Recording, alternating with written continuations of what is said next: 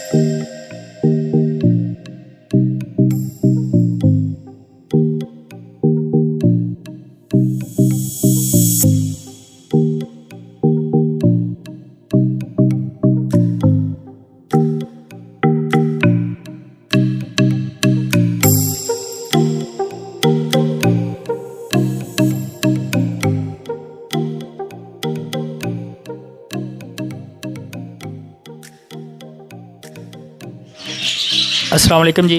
वालेकुम सलाम जी। Sir first of all अपना नाम दसो, की तुहाडा नाम? मेरा नाम जी वसीम है। अच्छा वसीम साहब ਤੁਹਾਨੂੰ ਕਦੋਂ ਦਾ ਸ਼ੌਕ ਪਿਆ ਪਰਿੰਦਿਆਂ ਦਾ, ਬਰਡਸ ਦਾ ਕਦੋਂ ਤੋਂ ਸ਼ੌਕ ਤੁਹਾਨੂੰ ਹੈਗਾ? ਮੈਨੂੰ ਭਾਈ ਜਾਨ 1.5-2 ਸਾਲ ਹੋ ਗਏ ਜੀ। ਅੱਛਾ, ਤੇ ਵਸੀਮ ਸਾਹਿਬ ਪਰਿੰਦੇ ਹੀ ਰੱਖੇ ਨੇ ਕਿ ਕੁਝ ਹੋਰ ਕੰਮ ਵੀ ਕਰਦੇ ਹੋ? ਬਸ ਪਰਿੰਦੇ ਦੇ ਨਾਲ ਸਟੱਡੀ।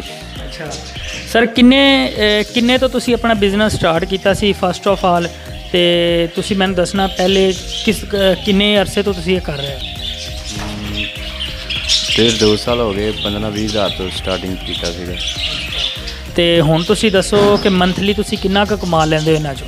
ਮੰਥਲੀ 30-35 ਹਜ਼ਾਰ रुपये कम से कम। अच्छा, तो सर ये तो बहुत अच्छा हो गया कि तुसी अपनी नाल स्टडी कर रहे हो, नाल तुसी अपने बर्ड का शौक पूरा किया होया है और 30-35 हज़ार कमा रहे हो। वेट करो थोड़ा सा यही कहांगे कि नालों नाल पढ़ी जाओ तो ये बिजनेस स्टार्ट कर लो तुसी भी, नौजवान सारे स्टूडेंट। अच्छा सर, कोई परेशानी हुई दोनों इस बिजनेस नाल जदों तो तुसी स्टार्ट किया? नहीं जी, कोई परेशानी नहीं।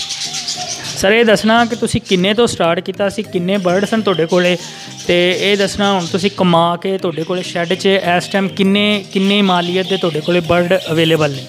ਅਸੀਂ 10-15 ਹਜ਼ਾਰ ਤੋਂ ਸਟਾਰਟਿੰਗ ਕੀਤੀ ਸੀਗੀ ਤੇ ਹੁਣ ਸਾਡੇ ਕੋਲ ਮਾਸ਼ਾਅੱਲਾ 4-5 ਲੱਖ ਰੁਪਏ ਦਾ ਮਾਲ ਹੈਗਾ ਵਾ, ਬਰਡਸ ਹੈ ਵਾ। ਅੱਛਾ, ਇਹਦੇ ਚ ਤੁਸੀਂ ਸੇਲ ਕਰਦੇ ਹੋ ਕਿ ਸੇਲ ਨਹੀਂ ਕਰਦੇ ਕਿ ਇਦਾਂ ਹੀ ਹੈਗਾ?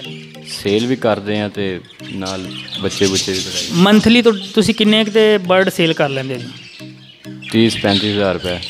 ਅੱਛਾ, ਤੇ ਜਦੋਂ ਕਰੋਨਾ ਵਾਇਰਸ ਆਈ ਹੋਈ ਸੀ ਤੁਹਾਡੇ ਕੋਈ ਬਿਜ਼ਨਸ 'ਤੇ ਅਸਰ ਪਿਆ ਹੋਵੇ, ਤੁਹਾਨੂੰ ਕੋਈ ਪਰੇਸ਼ਾਨੀ ਆਈ ਹੋਵੇ? नहीं जी, साडा सगों करोना ज़्यादा बिजनेस यही चलन रहा सीगा, बाकी सारे कारोबार बंद हो गए। ये माशाल्लाह सही चलन रहा। ये दसो कि जो लोग वेले है ने तुहाडे तरह यंग जवान है ने, घरां च बैठे है ने, स्कूल जाते हैं, कॉलेज जाते हैं, कॉलेज तो बाद उन्होंने कोई होर तरह क्रिकेट या इस तरह से अपना टाइम ज़ाया कर रहे हैं, उन्होंने वास्ते तुसीं की पैगाम दोगे? ये कहांगे नालों नाल पढ़ी जाओ तो नालों नाल अपना बर्ड्स रखो तो कारोबार अपना स्टार्ट करो। अच्छा, इहदे आस्ते किन्ने तो बंदा स्टार्ट लै सकदा, किन्ने क पैसे होण कम अज़ कम जिंदे च बंदा बर्ड दा सैटअप स्टार्ट कर सकदा? बस कम से कम 10-15 हज़ार रुपये। 10-15 हज़ार तो सैटअप स्टार्ट हो जाता है? 10-15 हज़ार हो जाता है। चलो जी, थैंक यू वसीम भाई, ਤੁਹਾਡਾ ਟਾਈਮ ਦਾ बहुत बहुत शुक्रिया सर। माशाल्लाह बड़ा अच्छा सैटअप तुसीं बनाया होया है ते अल्लाह ताला तुहानूं कामयाब करे। और माशाल्लाह ਤੁਹਾਡੇ बर्ड भी बहुत प्यारे हैगे ने, बजीज़ वगैरह सारे बर्ड बहुत